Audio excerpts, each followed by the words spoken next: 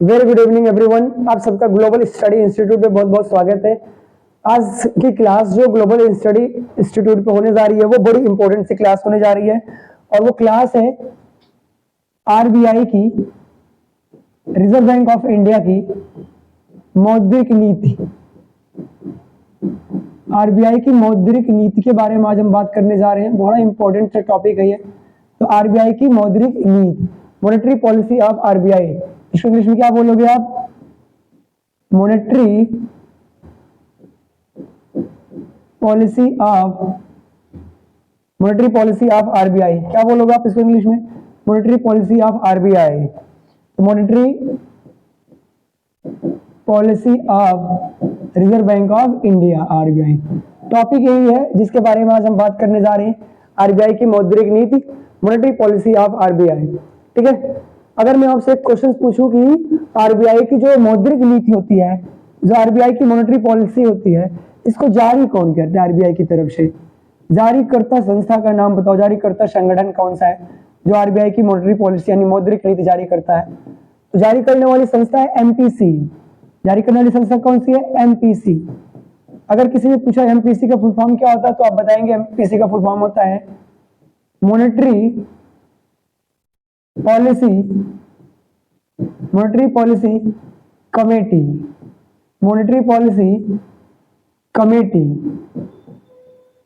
Policy committee, इसी को बोलते हैं मॉनेटरी पॉलिसी कमेटी, एमपीसी को। हिंदी में इसको बोलते हैं मौद्रिक नीति समिति। क्या बोलते हैं इसको हिंदी में?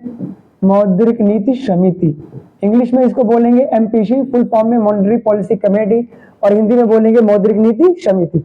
तो पहला क्वेश्चन यहीं से बनेगा पेपर में कि आरबीआई की जो मौद्रिक नीति होती है, जो मॉनेटरी पॉलिसी होती है, उसको जारी कौन करती है? तो आप जारी करती है भैया एमपीसी, मॉनेटरी पॉलिसी कमेटी। अगर पेपर में पूछे कि इस मॉनेटरी पॉलिसी कमेटी की स्थापना कब करी आरबीआई ने, मतलब सरकार ने, आरबीआई ने कब करी, तो आप बताएंगे इसकी स्थापना करी गई 2016 में। मतलब जो आरबीआई की मॉनेटरी पॉलिसी कमेटी है, इसकी स्थापना हुई 2016 में है। अगर पूछे एमपीसी की संरचना कैसी है, मतलब कितना सदस्य आयोग है, कैसी संरचना है, तो एमपीसी में यानी मॉनेटरी पॉलिसी कमेटी में 6 सदस्य होते हैं। कितने सदस्य होते हैं? 6 सदस्य होते हैं, जिनमें से 3 सदस्य आरबीआई से जुड़े होते हैं, आरबीआई के होते हैं, रिजर्व बैंक ऑफ इंडिया के होते हैं, और 3 अन्य सदस्य जो होते हैं आरबीआई की मॉनेटरी पॉलिसी में, जो 3 सदस्य होते हैं वो सरकार के द्वारा नियुक्त होते हैं।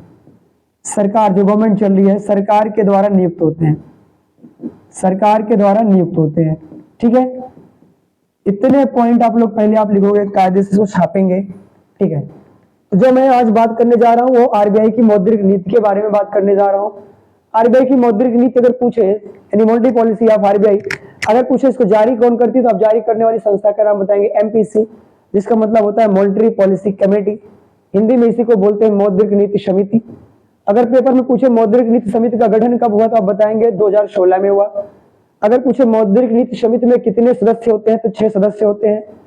इन 6 सदस्यों में से 3 सदस्य आरबीआई के होते हैं, आरबीआई से जुड़े हुए होते हैं, और 3 सदस्य सरकार के द्वारा नियुक्त यानी मनोनीत होते हैं।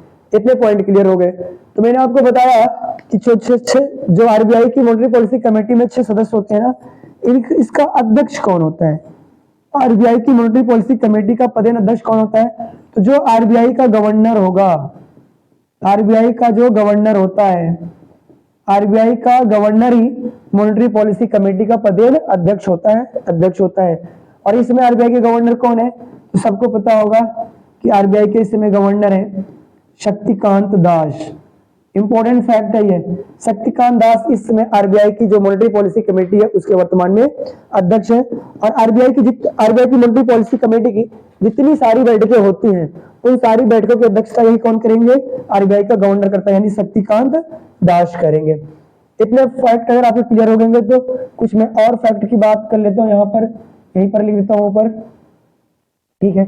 चलिए, इतने फैक्ट अगर आपके क्लियर हो गए होंगे तो मैं कुछ और फैक्ट की बात कर लेता हूँ, उसको सब लोग छापते रहिएगा कायदे से। ठीक है। चलिए, अगर मैं आपसे पूछूं कि जो आरबीआई की एमपीसी है, मॉनेटरी पॉलिसी कमेटी है, इसकी साल भर में कितनी बैठकें होनी अनिवार्य होती हैं? तो 4 बैठकें अनिवार्य होती हैं साल भर में। कितनी? 4 बैठकें अनिवार्य होती हैं। तो कभी कभी साल भर में इसकी 2-2 महीने पर बैठकें होती है, साल भर में कभी कभी 6 बैठकें हो जाती है, बट अनिवार्य कितनी बैठकें होती है साल भर में? इसकी 4 बैठकें अनिवार्य होती है। और 2 बैठकों के बीच में कितने माह का अंतर होना चाहिए?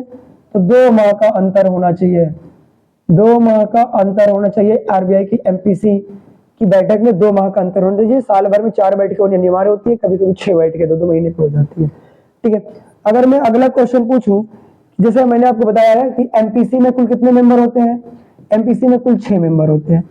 मान लीजिए 3 सदस्य ने कहा कि आरबीआई की जो ब्याज दरें हैं उसको बढ़ाना है, और 3 लोगों ने कहा कि आरबीआई की ब्याज दरें घटानी है या स्थिर करनी है, तो किसका मत निर्णायक होता है? तो आप याद करेंगे, मत बराबर होने की दशा में, मत बराबर होने की दशा में किसका वोट निर्णायक होता है? तो मत बराबर होने की दशा में आरबीआई का जो गवर्नर होता है, यानी एमपीसी का जो अध्यक्ष होता है, आरबीआई के गवर्नर यानी ब्रैकेट में आप इसको ऐसे भी लिख सकते हो, एमपीसी का जो अध्यक्ष होता है, एमपीसी के जो अध्यक्ष होता है उसका मत निर्णायक होता है। तो मत बराबर होने की दशा में आरबीआई के गवर्नर का मत क्या होता है भैया? निर्णायक होता है। यह फैक्ट इंपॉर्टेंट है, निर्णायक होता है। तो इतनी चीजें आपने किसके बारे में पढ़ी? आरबीआई की मॉनेटरी पॉलिसी कमेटी के बारे में पढ़ी, यानी आरबीआई की एमपीसी के बारे में पढ़ी। ठीक है, अगर इतने फैक्ट आपको क्लियर हो गए होंगे तो अब मैं अब आगे बात करने चल रहा हूं, जो अब मेन पॉइंट है आज का, उसके बारे में बात करते हैं, और सारे के सारे फैक्ट इंपॉर्टेंट होंगे।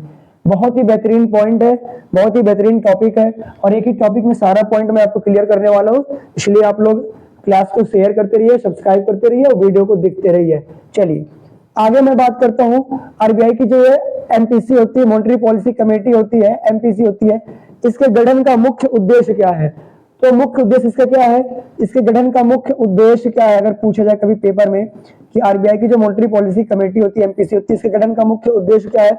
तो आप बताएंगे इसके गठन का मुख्य उद्देश्य है आरबीआई की ब्याज दरों का निर्धारण करना, आरबीआई की ब्याज दरों का निर्धारण करना पहला उद्देश्य है। मतलब जो एमपीसी है, मॉनेटरी पॉलिसी कमेटी है आरबीआई की, उसके गठन का मुख्य उद्देश्य क्या है? तो आप बताएंगे आरबीआई की ब्याज दरों का निर्धारण करना। और क्या इसका उद्देश्य हो सकता है? एक और इसका उद्देश्य हो सकता है, तो उसको बताएंगे। इसका और क्या उद्देश्य हो सकता है? इसका उद्देश्य है कि आरबीआई की जो ब्याज दरें होती हैं, आरबीआई की जो ब्याज दरें होती हैं, ब्याज दरों को उपयुक्त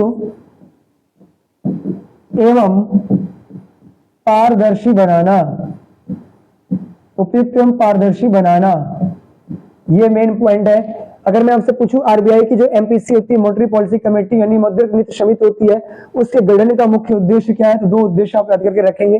पहला वाला याद करेंगे आरबीआई की ब्याज दरों का निर्धारण करना, और दूसरा जो इसका मुख्य उद्देश्य होता है आरबीआई की ब्याज दरों को उपयुक्त एवं पारदर्शी बनाना।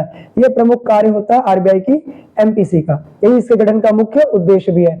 अब मैं आपको एक जो चीज बताने जा रहा हूं, इसको बहुत कायदे से आप छापिएगा, बहुत कायदे से सुनिएगा। आरबीआई की ब्याज दरों का निर्धारण करने का काम करती है आरबीआई की एमपीसी, बाई एमपीसी यहाँ पे आप लिख सकते हो, एमपीसी मॉनेटरी पॉलिसी कमेटी। ठीक है, अब ये ब्याज दरें होती कौन कौन है? तो मैं आरबीआई की ब्याज दरें लिखने जा रहा हूं, इसको आप सब लोग कायदे से लिखेंगे। जो पहली ब्याज दर है वो एमएसएफआर है। क्या भैया? एमएसएफआर है। सबके आप फुल फॉर्म और हिंदी मीनिंग साथ में लिखते जाइएगा। एमएसएफआर का फुल फॉर्म होता है marginal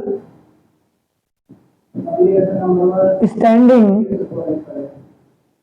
facility rate, facility rate. अगर किसी ने आपसे पूछा तो आप एमएसएफआर का फुल फॉर्म बताइए, तो आप क्या बताएंगे? Marginal standing facility rate. Marginal standing facility rate Hindi में इसको बोलते हैं सीमांत अस्थाई, सीमांत अस्थाई क्या बोलते हैं इसको हिंदी में? सीमांत अस्थाई सुविधा दर, सुविधा दर बोलते हैं हिंदी में। क्या बोलते हैं? सीमांत अस्थाई सुविधा दर। आरबीआई की पहली ब्याज दर हो गई। एमएसएफआर 8 ब्याज दरें विशेष तौर पर इसकी होती है, जिसके बारे में हमको पढ़ना पड़ता है, हमको पढ़ाना पड़ता है, आप सबको याद करना पड़ेगा। तो पहली ब्याज दर क्या इसका है? मार्जिनल स्टैंडिंग फैसिलिटी रेट यानी एमएसएफआर। दूसरा कौन सा है इसका? आरआर। आरआर का मतलब क्या होता है भैया? Repo rate. आर का मतलब क्या होता है? Repo rate. ये आरबीआई की दूसरी ब्याज दर है। आरबीआई की जो तीसरी ब्याज दर है, आरबीआई की जो तीसरी ब्याज दर है, इसको बोलते हैं बीआर। बीआर का मतलब यहाँ पर होगा बैंक रेट। क्या होगा भैया? Bank rate. बीआर का मतलब होगा यहाँ पर क्या? Bank rate. आरबीआई की तीसरी ब्याज दर है। आरबीआई की जो चौथी ब्याज दर होती है, इसका नाम होता है सीआरआर, इसका नाम होता है RRR, sorry triple R, RRR. इसको हिंदी में इसका फुल फॉर्म होता है आरआर का। आरआर का फुल फॉर्म क्या होता है? आप लोग कमेंट में बताओ, आरआर का फुल फॉर्म क्या होता है? सब लोग बताएं। इसका फुल फॉर्म होता है रिवर्स रेपो रेट। क्या होता है भैया इसका फुल फॉर्म आरआर का? इसका फुल फॉर्म होता है रिवर्स रेपो रेट। ये 4 ब्याज दरें हो गई आरबीआई की। और कौन कौन ब्याज दर होती है? 8 ब्याज दरें विशेष तौर पर पढ़ना है। मैं यहाँ पे 5वीं ब्याज दर आरबीआई की लिख रहा हूँ, जिसका नाम होता है पीएलआर। इसको बोलते हैं prime landing rate. Prime landing rate बोलते हैं, पीएलआर बोलते हैं, प्राइम लैंडिंग रेट। जो छठी ब्याज दर होती है आरबीआई की, उसको बोलते हैं एक और बीआर। लेकिन यहाँ पर इस बीआर का मतलब बैंक रेट नहीं होगा, यहाँ पर इस बीआर का मतलब होगा बेस रेट। क्या होगा भैया? बेस रेट होगा। कितनी ब्याज दर होगी आरबीआई की? 6 हो गई। आरबीआई की जो 7वीं ब्याज दर होती है ना, वो होती है सीआरआर। क्या होती है भैया? सीआरआर। और सीआरआर का फुल फॉर्म होता है cash reserve ratio. Cash reserve ratio. और ये इसका हिंदी पूछता है, कैश रिजर्व रेशियो यानी सीआरआर का हिंदी क्या होता है? तो आप लोग इसकी हिंदी लिख लेंगे। सीआरआर का मतलब होता है कैश रिजर्व रेशियो, और जो इसकी हिंदी होती है वो होती है नगद आरक्षित,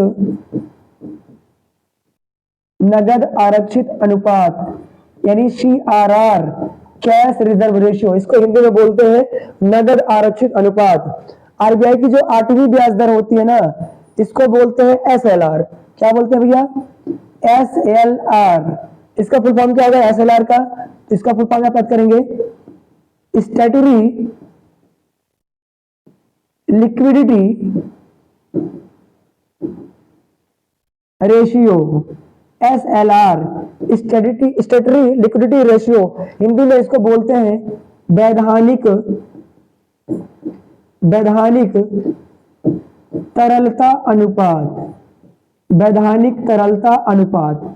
इतना पॉइंट आप लोग याद करके रखेंगे। अब एक बार मैं इसका फिर से रिवीजन कर दे रहा हूं और आप लोग इसका स्क्रीनशॉट लेके रखेंगे।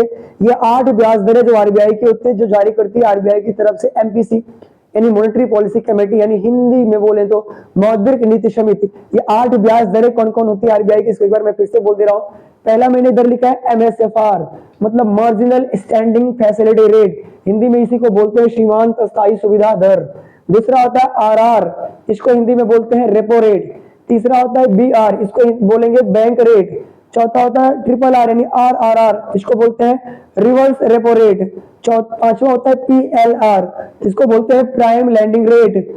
छठा होता है बीआर, एक और बीआर है, यहाँ पर ये बीआर था बैंक रेट और यहाँ पर ये बीआर है बेस रेट। सातवां है सीआरआर यानी कैश रिजर्व रेशियो, इसको हिंदी में बोलते हैं नगद आरक्षित अनुपात। आठवां है एसएलआर। आठवां क्या भैया? SLR statutory liquidity ratio. आठवां कौन सा है? एसएलआर स्टैट्यूटरी लिक्विडिटी रेशियो, जिसको हिंदी में बोलते हैं वैधानिक तरलता अनुपात। अब यही 8 ब्याज दरें आरबीआई की मॉनेटरी पॉलिसी निर्धारित करती है। और ये 8 ब्याज दरें कौन कैसी क्या होती हैं, इसके बारे में अब एक्सप्लेन करने जा रहा हूं। यही 8 ब्याज दरें पढ़ लेंगे तो आपको पूरा नॉलेज हो जाएगी कि आरबीआई कैसे ब्याज दरों को घटा बढ़ा करके महंगाई कम करती है, महंगाई ज्यादा करती है। अब ये 8 ब्याज दरें आपको अपने दिमाग में सेट करनी है, क्या क्या होती है। अब मैं इसी को बताने चल रहा हूँ, जरा आप दिमाग लगाएंगे तो एक ही बार में सारे पॉइंट क्लियर हो जाएंगे। दोबारा आपको कोई वीडियो कोई क्लास देखने की जरूरत नहीं पड़ेगी। एक ही वीडियो में मैं ये 8 ब्याज दरें बहुत कम टाइम में इसको क्लियर कर दे रहा हूं। सब लोग खाली इसको थोड़ा सा ध्यान से आप लोग देखेंगे। अब जरा आप दिमाग लगाना, ये मैं पूरा साफ कर दे रहा हूं, ऊपर से दिख रहा होगा।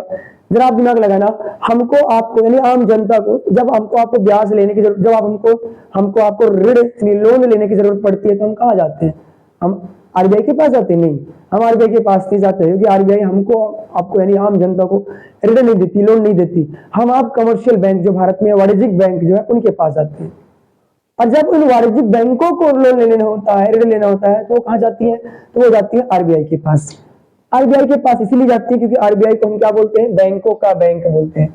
ये मैंने सबसे ऊपर लिखा क्या? आरबीआई। आरबीआई को आपको पता होगा 1 अप्रैल 1935 को आरबीआई की स्थापना हुई और आरबीआई भारत की सबसे बड़ी बैंक है, केंद्रीय बैंक है। इसको हम बैंकों का बैंक बोलते हैं। आम जनता आरबीआई के पास जाके लोन नहीं ले सकती, ऋण नहीं ले सकती। तो आरबीआई, ये मैंने सबसे ऊपर क्या लिखा, एक फिगर बनाना है आपको, मैंने ऊपर लिखा आरबीआई और इसके नीचे हम कुछ और कमर्शियल बैंक के बारे में लिख दे रहे हैं। जैसे भारत की एक कमर्शियल बैंक ले लो आप, यूको बैंक ले लो। कौन सी बैंक ले लो? यूको बैंक ले लो, एसबीआई ले लो, स्टेट बैंक ऑफ इंडिया ले लो, Central Bank of India CBI ले लो, पीएनबी ले लो, पंजाब नेशनल बैंक ले लो, और भी बैंक आप लेना है तो आप सेंट्रल बैंक ले लो, इसके बारे में इधर लिख दिया है। बीओबी ले लो, बैंक ऑफ बड़ौदा। ये सब क्या है भैया? भारत की कमर्शियल बैंक है। और इन बैंकों के लिए रूल्स और रेगुलेशन कौन बनाता है? आरबीआई बनाता है। ठीक है, सबसे नीचे हम आम जनता को रखेंगे, पब्लिक को रखेंगे, जनता को। अब जरा दिमाग लगाइएगा, हमको आपको जब लोन लेना होता है, बैंकों से ऋण लेना होता है, तो हम आप आरबीआई के पास आते हैं नहीं ना, हम आप किसके पास आते हैं? इन बैंकों के पास आते हैं। जितनी भारत में कमर्शियल बैंक है, किसी भी बैंक से आप लोन ले सकते हो, चाहे वो यूको बैंक हो, चाहे एसबीआई हो, चाहे आरबीआई सीबीआई हो, पंजाब नेशनल बैंक हो या बीओबी हो। और इन बैंकों को भी तो अपना बिजनेस करना है, और ये बैंक किसके पास आती है लोन लेने या ऋण लेने? तो जाती है आरबीआई के पास। ध्यान दीजिएगा, रिजर्व बैंक ऑफ इंडिया के पास आती है। आरबीआई ही सारी बैंकों के लिए रूल्स एंड रेगुलेशन बनाती है, इसीलिए आरबीआई को हम बैंकों का बैंक बोलते हैं। अब जरा आप दिमाग लगाना, जब ये सारी बैंकें लोन लेने किसके पास आती हैं? आरबीआई के पास आती है। तो आरबीआई इनको 3 तरह से लोन देता है, 3 तरह के या 3 प्रकार के लोन देता है। सबसे पहला काम, अगर ये बैंकों ने आरबीआई से लोन लिया, मतलब आरबीआई ने इन बैंकों को लोन दिया, और अगर वो लोन आरबीआई ने इन बैंकों को, जितनी सारी कमर्शियल बैंक है, जितनी सारी भारत में कमर्शियल बैंक है, अब मैं ना कोई भी कमर्शियल बैंक की बात कर रहा हूँ, चाहे यूको बैंक हो, चाहे एसबीआई हो, चाहे सीबीआई, चाहे सेंट्रल बैंक या कोई भी बैंक हो, ये सब एक ही बैंक है। अगर ये सारी बैंकों ने आरबीआई से लोन लिया और आरबीआई ने इनको लोन दिया, और वो जो लोन दिया है वो 1 दिन के लिए दिया है। कितने दिन के लिए दिया है? 1 दिन के लिए दिया है। ध्यान दीजिएगा, अगर आरबीआई ने इन बैंकों को जो लोन दिया है वो 1 दिन के लिए दिया है, तो उस लोन के बदले में जो ब्याज लेती है आरबीआई इन कमर्शियल बैंक से, उस ब्याज को हम बोलते हैं एमएसएफआर, मार्जिनल स्टैंडर्ड या स्टैंडिंग फैसिलिटी रेट, सीमांत अस्थायी सुविधा दर, इसी को बोलते हैं। क्या है भैया? एमएसएफआर क्या होता है? यानी मार्जिनल स्टैंडिंग फैसिलिटी रेट, यानी सीमांत अस्थायी सुविधा दर। क्या होता है? जब आरबीआई इन कमर्शियल बैंक को 1 दिन के लिए ब्याज देता है, 1 दिन के लिए लोन देता है, और उस लोन के बदले में जो ब्याज लेगा, उसी ब्याज को हम क्या बोलेंगे? एमएसएफआर, मार्जिनल स्टैंडिंग फैसिलिटी रेट। 1 दिन के लिए जो लोन देता है, उसके बदले में जो ब्याज लेता है, उसको बोलते हैं एमएसएफआर। ठीक है, अगर आरबीआई ने इन कमर्शियल बैंक को 2 से 14 दिन के लिए, कितने दिन के लिए भैया? 2 से 14 दिन के लिए जो लोन देती है, उन लोन के बदले में जो ब्याज लेती है, उसको हम क्या बोलेंगे? आरआर बोलेंगे, रेपो रेट बोलते हैं। क्या बोलते हैं भैया? रेपो रेट बोलते हैं। पहले एक बार ना आप लोगों 6 और 8 जो मैंने ब्याज दरें लिखी है ना, उन 6 और 8 ब्याज दरों को मैं थोड़ा सा शॉर्टकट में आपको बताने का यहाँ पे प्रयास कर रहा हूँ। बाकी अभी सारा चीजें मैं लिख देता हूँ इधर स्क्रीन पे, आप उसको नोट कर लेना। फिर से सुनेंगे, आरबीआई अगर इन बैंकों को लोन देती है तो लोन के बदले में ब्याज लेगी। अगर आरबीआई ने वो जो लोन दिया है 1 दिन के लिए दिया है, तो उस 1 दिन के लोन पर आरबीआई जो इन बैंकों से ब्याज वसूलती है, उसको बोलेंगे हम एमएसएफआर, मार्जिनल स्टैंडिंग फैसिलिटी रेट, सीमांत अस्थायी सुविधा दर। और अगर आरबीआई ने इन कमर्शियल बैंक को जो लोन दिया है, वो लोन 2 से 14 दिन के लिए दिया है, तो उस लोन के बदले में जो ब्याज लेगी आरबीआई इन बैंकों से, उसको हम बोलेंगे आरआर, यानी रेपो रेट। और यदि आरबीआई ने इन बैंकों को 14 दिन से अधिक के लिए, 14 दिन से अधिक के लिए कोई लोन दिया है, कोई ऋण दिया है, लोन दिया है 14 दिन से अधिक के लिए, यानी दीर्घकाल के लिए, तो उस 14 दिन से अधिक के लिए जो ऋण दिया है आरबीआई ने इन बैंकों को, उसके बदले में जो ब्याज लेगी आरबीआई, क्या लेगी? जो ब्याज लेगी, उसी ब्याज दर को हम बोलेंगे बैंक रेट। क्या बोलेंगे? Bank rate. तो यहाँ पर आपकी आरबीआई की 3 ब्याज दरें कंप्लीट हो गई। कौन कौन सी 3 ब्याज दरें? एक एमएसएफआर, एक आरआर और एक बैंक रेट। यानी marginal standing facility rate, repo rate और बैंक रेट, ये 3 ब्याज दरें आरबीआई की कंप्लीट हो गई। फिर से एक बार मैं बोल दे रहा हूँ 3 ब्याज दरें क्या होती है। अब आपको पता होगा ये बैंकों को भी तो अपना बिजनेस चलाना होता है, तो ये बैंकें किससे लोन लेंगी? आरबीआई से लोन लेंगी।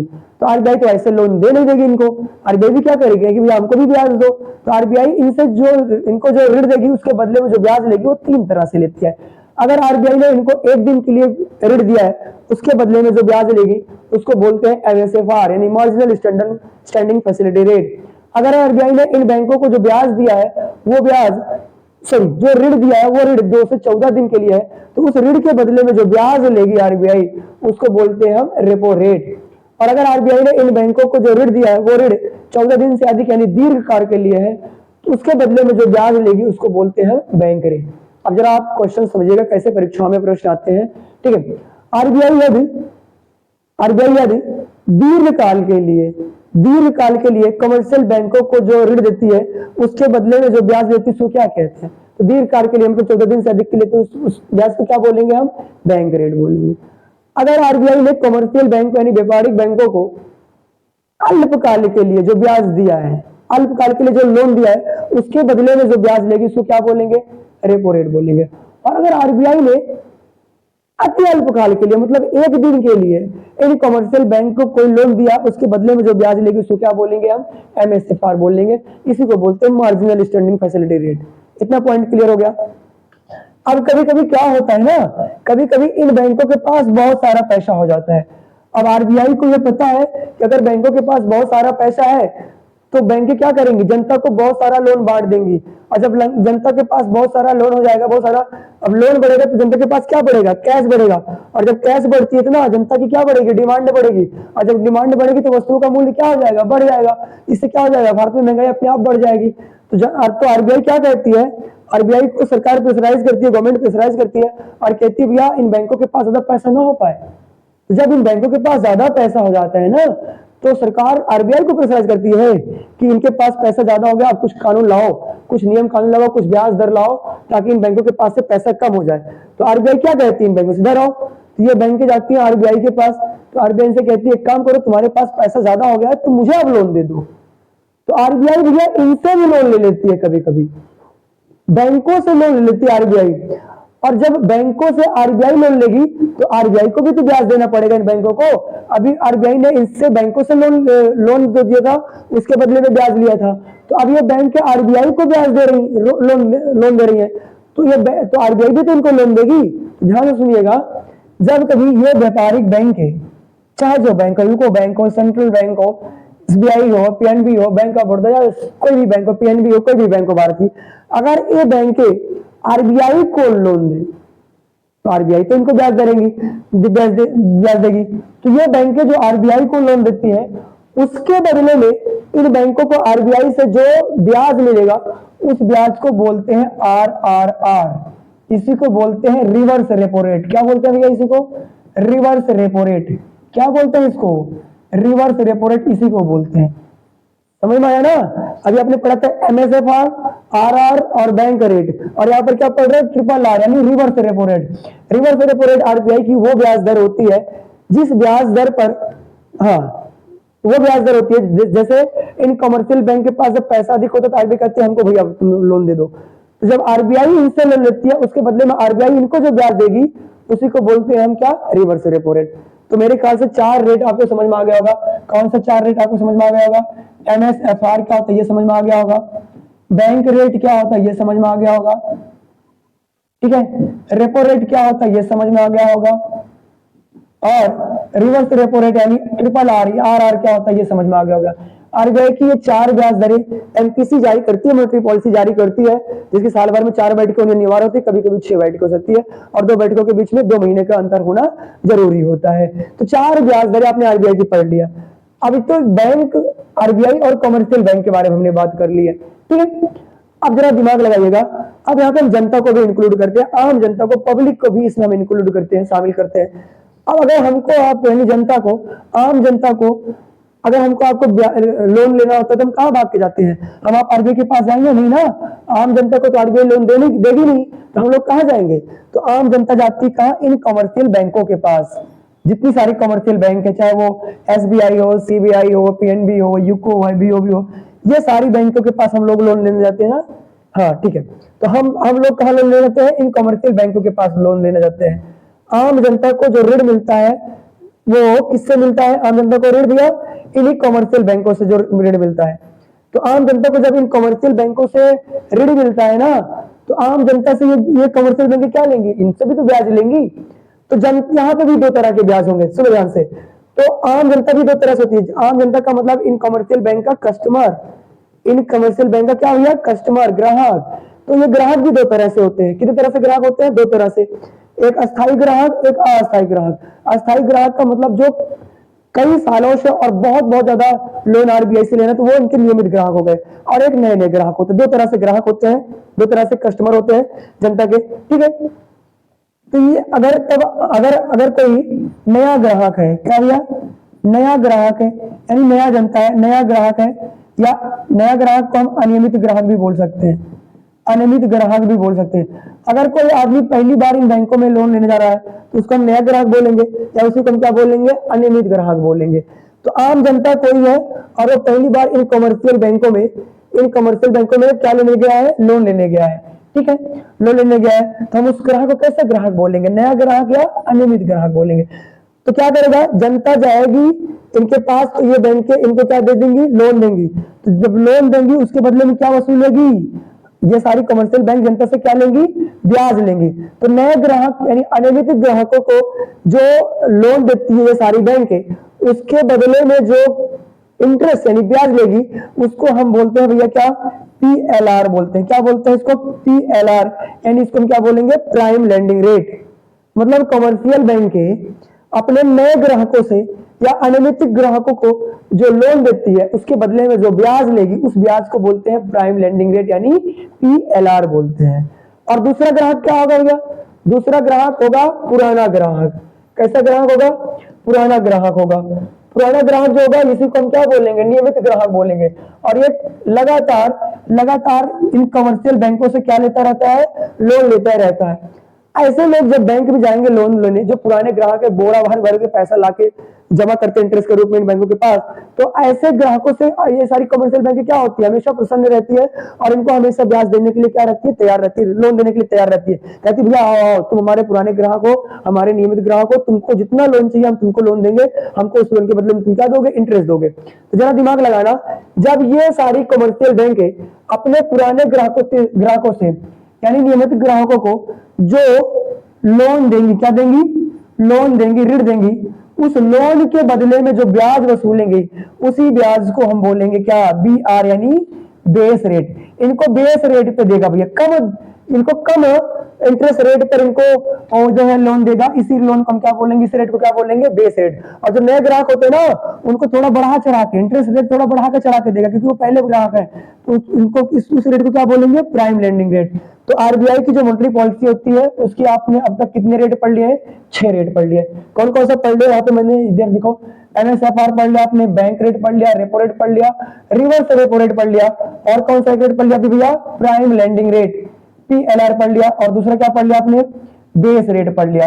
तो मैंने आपको जब शुरू में इस टॉपिक को स्टार्ट किया था तो मैंने बताया था ना कितनी ब्याज दरें होती है आरबीआई की? 8। और कितनी ब्याज दरें आपने अभी तक पढ़ ली है? कितनी पढ़ ली आपने?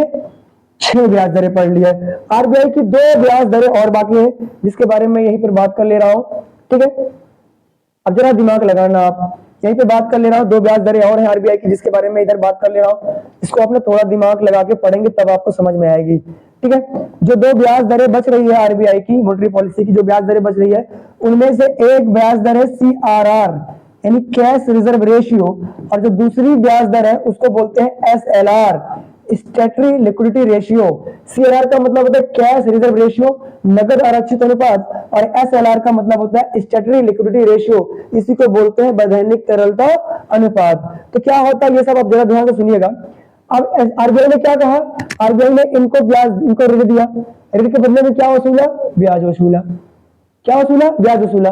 तो कई बार क्या होता है ना, ये व्यापारिक बैंक के इंसॉल्वेंट हो जाती है। क्या जाती है? इंसॉल्वेंट हो जाती है, दिवालिया हो जाती है, यानी बैंकरप्ट हो जाती है। क्या हो जाती है भैया? बैंकरप्ट हो जाती है। और suppose that anyone ask you please tell me what is the definition of insolvent और बैंकरप्ट, तो आप क्या बताएंगे? इंसॉल्वेंट या बैंकरप्ट का मतलब होता है ऐसा व्यक्ति या ऐसी संस्था जो अपने द्वारा लिए गए ऋण को भुगतान करने में असमर्थ हो, ऐसे व्यक्ति को या संस्था को हम क्या बोलते हैं? इंसॉल्वेंट बोलते हैं या बैंकरप्ट बोलते हैं। तो क्या करती है आरबीआई? मान लो आरबीआई ने इन कमर्शियल बैंकों को बहुत सारा लोन देके रखा हुआ है। ये सारी कमर्शियल बैंक, यूको बैंक है, पीएनबी है, एसबीआई है, सीबीआई है, बीओबी है, इन सारे बैंकों को बहुत सारा लोन दिया है आरबीआई ने। तो कोई जरूरी नहीं है कि ये अपने ऋणों का टाइम पर भुगतान कर दे। कई बार क्या होता है, ये बैंक अपने द्वारा लिए गए लोन को चुकाने में असमर्थ होती है, या जो ब्याज बनता है उसको चुकाने में असमर्थ होती है। तो आरबीआई क्या कहती है? इनसे आरबीआई कहती है भैया एक काम करो, तुम्हारे पास जितना जमा राशि है, कुल जमा राशि जितनी आपके पास जमा राशि है, उस जमा राशि का एक निश्चित परसेंट हिस्सा तुम मेरे पास अनिवार्य रूप से जमा करो। तुम मेरे पास क्या करो? अनिवार्य रूप से जमा करो, ताकि तुम क्या करो? ताकि तुम कभी भाग ना पाओ, ताकि अगर तुम इंसॉल्वेंट हो जाओ, बैंकरप्ट हो जाओ ना, तो जो तुमने मेरे पास अनिवार्य रूप से पैसा जमा कराया उसको मैं कैश करा के ताकि मैं अपने नुकसान की भरपाई कर सकूं। तो क्या करती है आरबीआई? इनसे कहती है कमर्शियल बैंक से, भैया तुम्हारे पास जितनी जमा राशि है उसका निश्चित परसेंट हिस्सा तुम अपने पास अनिवार्य रूप से जमा करके रखो, ताकि किसी आपातकालीन स्थिति में जब तुम इंसॉल्वेंट हो जाओ, बैंकरप्ट हो जाओ, ताकि मुझे अपना जो मैंने तुमको दिया है मैं उसको वसूल कर सकूं। ठीक है? तो जब यह आरबीआई के पास कुल जमा राशि का वह निश्चित हिस्सा जो आरबीआई के कहने पर ये सारी कमर्शियल बैंकें अपने पास अनिवार्य रूप से जमा करती है, उसी को बोलते हैं कैश रिजर्व रेशियो, यानी सीआरआर बोलते हैं। इसी को बोलते हैं नगद आरक्षित अनुपात। तो नगद आरक्षित अनुपात कमर्शियल बैंकों के पास, वाणिज्यिक बैंकों के पास कुल जमा वह राशि होती है जो आरबीआई कहती है, नहीं सॉरी थोड़ा सा यहाँ पर उल्टा हुआ। आरबीआई क्या कहती है कि तुम्हारे पास जितनी जमा राशि है, कुल जमा राशि का एक निश्चित परसेंट हिस्सा तुम मेरे पास अनिवार्य रूप से जमा करो। आरबीआई कहती है कि मेरे पास जमा करो, आरबीआई के पास जमा करो, मेरे पास जमा करो, नहीं किसके पास जमा करो? आरबीआई के पास जमा करो, ताकि आपातकाल स्थिति में मैं अपने द्वारा जो तुमको ऋण दिया उसकी भुगतान कर सकूं मैं। तो भैया कमर्शियल बैंकों के पास कुल जमा राशि का निश्चित हिस्सा जो आरबीआई के पास अनिवार्य रूप से जमा करना पड़ता है, उसी को हम क्या बोलते हैं? सीआरआर बोलते हैं, कैश रिजर्व रेशियो, यानी नगद आरक्षित अनुपात बोलते हैं। ये पैसा किसके पास जमा होता है? आरबीआई के पास जमा होता है हमेशा। फिर दूसरी कंडीशन क्या बनती है? यहीं पर आरबीआई चुप नहीं होती है। आरबीआई कहती है भैया तुम्हारे पास जितना पैसा जमा है उसका एक निश्चित हिस्सा तुम मेरे पास अनिवार्य रूप से जमा करो, जिसको हम क्या बोलते हैं? जिसको हम बोलते हैं सीआरआर, कैश रिजर्व रेशियो।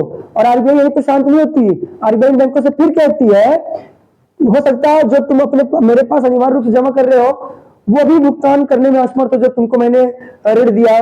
तो क्या कहती है आरबीआई? कहती है कि तुम भैया ना नगद स्वर्ण के रूप में या विदेशी मुद्रा के रूप में, नगद स्वर्ण के रूप में या किसी रूप में भैया विदेशी मुद्रा के रूप में अपने पास अनिवार्य रूप से भी कुछ रखो, अनिवार्य रूप से अपने पास रखो, ताकि जब तुम भागो तो मैं अपने द्वारा जो मैं तुमको ब्याज दिया है उसका भुगतान करने में मैं असमर्थ हूं। तो आरबीआई क्या कहती है कि तुम्हारे पास जो जमा राशि है उसका एक निश्चित हिस्सा तुम मेरे पास जमा करो, जिसको हम क्या बोलते हैं? सीआरआर, कैश रिजर्व रेशियो बोलते हैं। फिर आरबीआई क्या कहती है कि सिर्फ सीआरआर नहीं, तुम अपने पास भी नगद स्वर्ण या विदेशी मुद्रा के रूप में भी कुछ अपने पास रखो, जिसको हम क्या बोलते हैं? एसएलआर बोलते हैं, स्टैट्यूटरी लिक्विडिटी रेशियो, यानी इसी को हम क्या बोलते हैं? वैधानिक तरलता अनुपात बोलते हैं। तो ये 8 तरह की क्या होती है? आरबीआई की ब्याज दरें होती है, जिसके बारे में मैंने इधर बात करी है भैया, और सारे के सारे फैक्ट इंपॉर्टेंट है। अब यहाँ से मैं कुछ और बातें करने जा रहा हूँ। अब देखो जरा ध्यान से, आरबीआई की जो ब्याज दरें होती हैं ये बहुत इंपॉर्टेंट है। आरबीआई की जो मॉनेटरी पॉलिसी कमेटी यानी जो मौद्रिक नीति समिति होती है ना, sir please take seat. RBI की जो मौद्रिक नीति समिति होती है ना, आरबीआई की जो एमपीसी यानी मॉनेटरी पॉलिसी कमेटी जो मौद्रिक नीति समिति होती है ना, ये चाहे भैया पल भर में भारत में महंगाई बढ़ा दे और चाहे पल भर में भारत में महंगाई घटा दे, इसके लिए ना दाएं हाथ का बाएं हाथ का खेल होता है। कैसे होता है जरा ध्यान दीजिएगा। अगर आरबीआई की जो मौद्रिक नीति समिति है, जिसकी साल भर में कितनी बैठक होती है, 4 बार बैठकें होनी अनिवार्य होती है ना, 4 बैठकें अनिवार्य होती है, और कभी कभी 6 बार हो जाती है, और 2 बैठकों के बीच में कितने माह का अंतर होना अनिवार्य होता है, 2 माह का अंतर होता है। तो आरबीआई की जो मौद्रिक नीति समिति यानी एमपीसी होती है, मॉनेटरी पॉलिसी कमेटी होती है ना, अगर ये अपनी ब्याज दरें बढ़ा दे, क्या बढ़ा दे, अपनी ये ब्याज दरें बढ़ा दे, मतलब ब्याज दरों का क्या सेंस हुआ भैया, रेपो रेट, रिवर्स रेपो जो सब है, अपनी ब्याज दरें अगर आरबीआई क्या कर दे, बढ़ा दे, अपनी ब्याज दरें बढ़ा दे।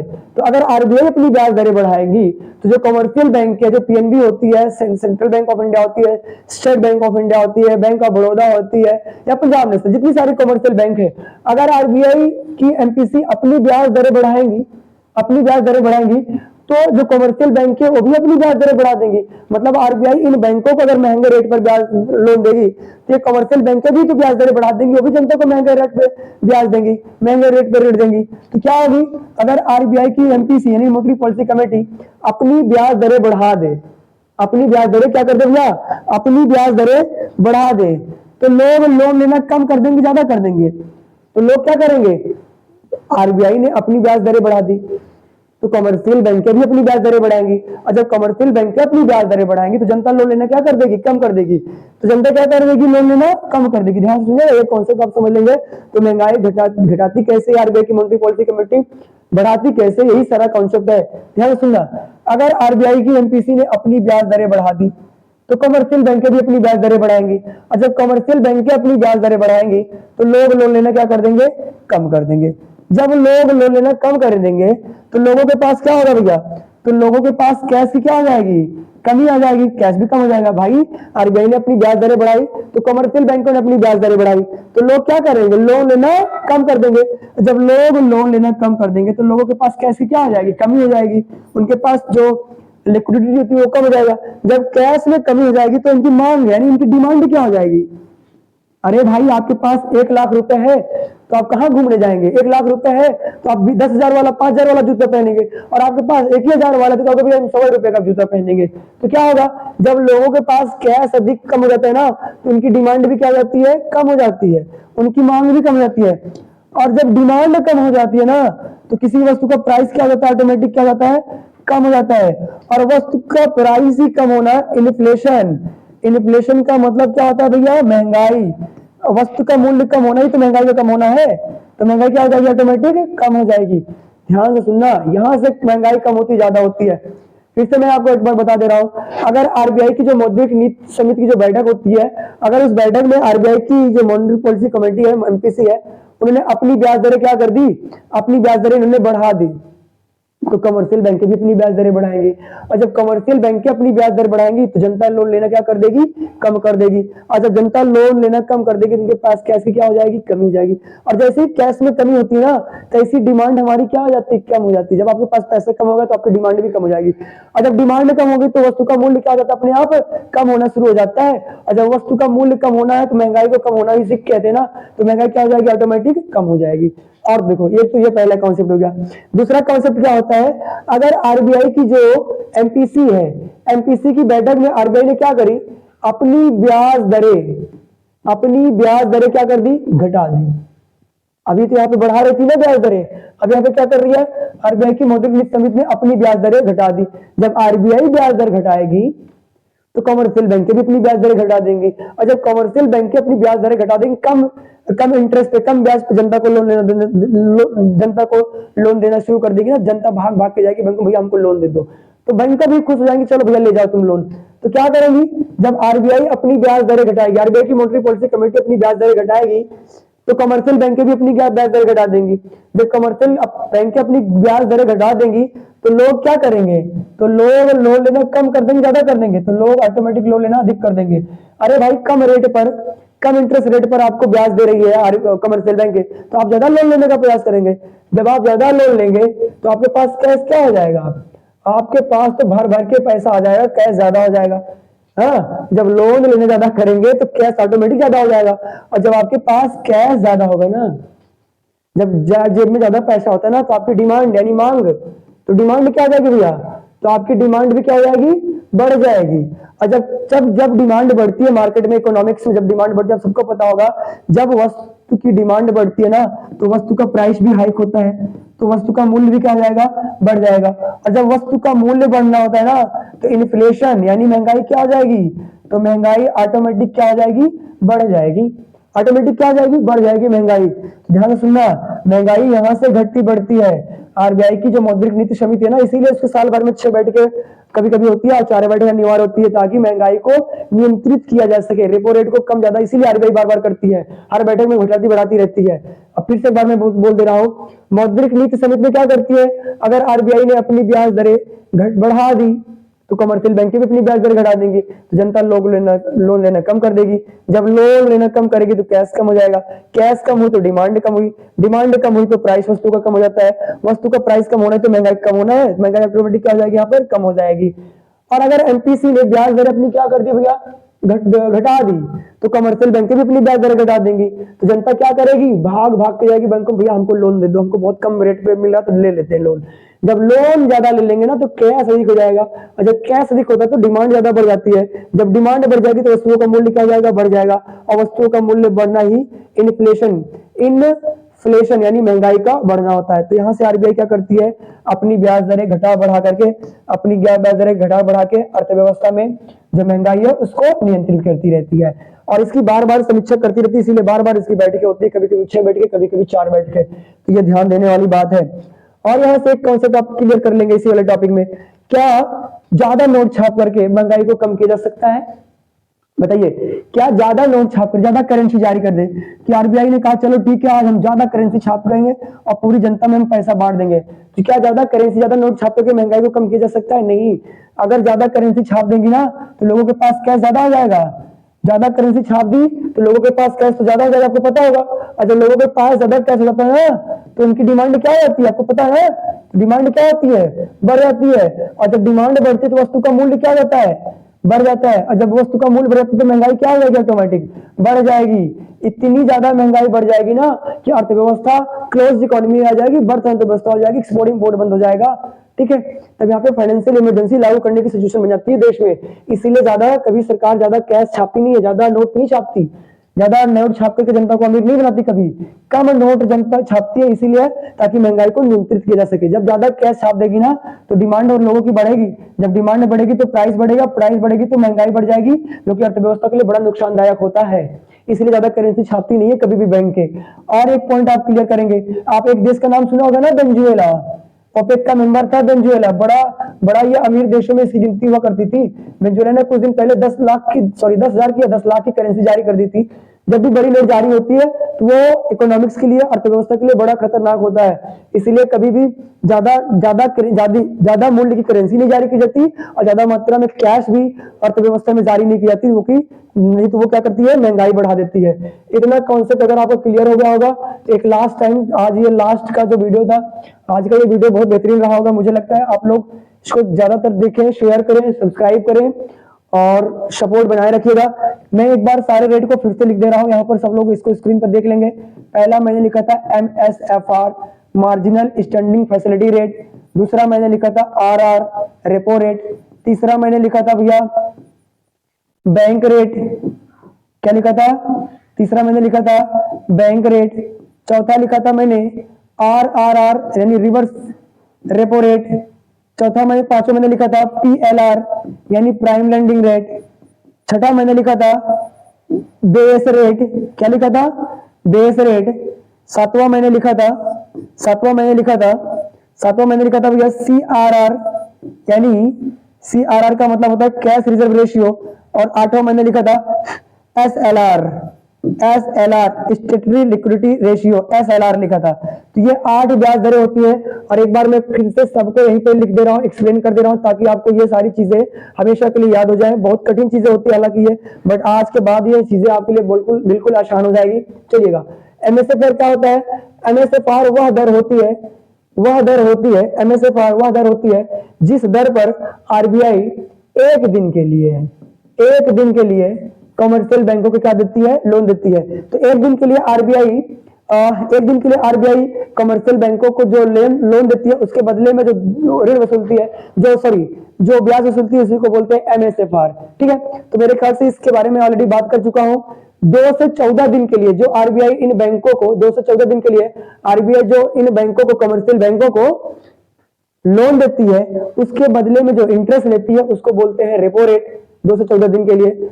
और 14 दिन से अधिक के लिए अगर आरबीआई ने 14 दिन से अधिक के लिए अगर आरबीआई ने कॉमर्शियल बैंकों को कोई लोन दिया और उस लोन के बदले में जो इंटरेस्ट लेती है उसको हम क्या बोलेंगे, बैंक रेट बोलेंगे। अब कभी कभी आरबीआई के पास भी कैश कम होता है तो आरबीआई कमर्शियल बैंक से लोन ले लेती है, तो कमर्शियल बैंक को आरबीआई क्या देती है, इंटरेस्ट देती है, उसी को हम क्या बोलते हैं, रिवर्स रेपो रेट बोलते हैं। पीएलआर यानी प्राइम लेंडिंग रेट क्या होता है, मैं आपको एक बार फिर से बता दे रहा हूं। प्राइम लेंडिंग रेट वह रेट होता है जिस रेट पर कमर्शियल बैंक के अपने नए ग्राहकों को या अनियमित ग्राहकों को ऋण देती है। और बेस रेट क्या होता है, बेस रेट वह रेट होता है जिस रेट पर कमर्शियल बैंक अपने पुराने ग्राहकों को और नियमित ग्राहकों को जो लोन देती है उसके बदले में जो इंटरेस्ट लेगी उसी को बोलते हैं बेस रेट। सीआरआर और एसएलआर क्या होता है इसके बारे में आपको बता दे रहा हूं। किसी वाणिज्यिक बैंक में कुल जमा राशि का वह भाग जिसे आरबीआई के पास अनिवार्य रूप से जमा करना होता है उसको बोलते हैं सीआरआर। किसी वाणिज्यिक बैंक में कुल जमा राशि का वह भाग जिसे आरबीआई के पास अनिवार्य रूप से जमा करना होता है उसको बोलते हैं सीआरआर। और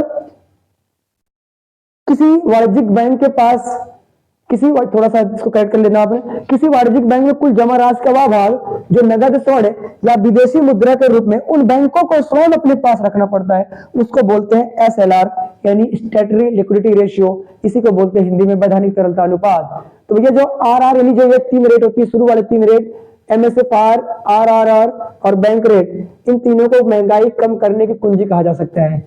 महंगाई कम करने की कुंजी कहा जा सकता है, महंगाई कम करने की कुंजी कहा जाता है और कहा भी जाता है एक्चुअली। इन्हीं को कम ज्यादा करके आरबीआई क्या करती है, एमपीसी क्या करती है, देश में महंगाई बढ़ाती है घटाती है।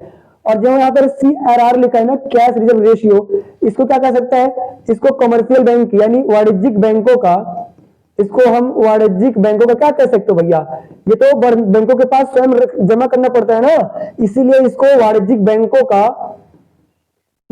का इसको सिक्योरिटी मनी कहा जाता है, सिक्योरिटी मनी कहा जाता है, इसको वाणिज्यिक बैंकों का सिक्योरिटी मनी कहा जाता है।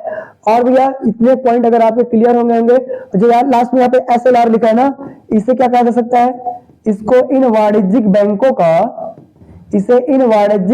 का फिक्स डिपॉजिट कहा जा सकता है, क्योंकि ये क्या करना पड़ता है, यह कुल जमा राशि का वह भाग होता है जो नगद स्वर्ण या विदेशी मुद्रा के रूप में उन वाणिज्यिक बैंकों को अपने पास अस्थायी रूप से जमा करना पड़ता है, ताकि अगर ये बैंक कमर्शियल बैंक इंसॉल्वेंट हो जाए तो इस चीज को बैंक अपने आरबीआई अपने कब्जे में लेकर के अपने द्वारा जो इनको लोन दिया गया उसकी भुगतान की भरपाई कर सके। इसके साथ आज की क्लास को यहीं पे समाप्त करते हैं। आप सब लोग ग्लोबल स्टडी इंस्टीट्यूट को अपना सपोर्ट बनाए रखिए, ज्यादातर वीडियो को शेयर करिए, सब्सक्राइब करिए, and thank you so much everyone to join global study institute. Thank you so much everyone.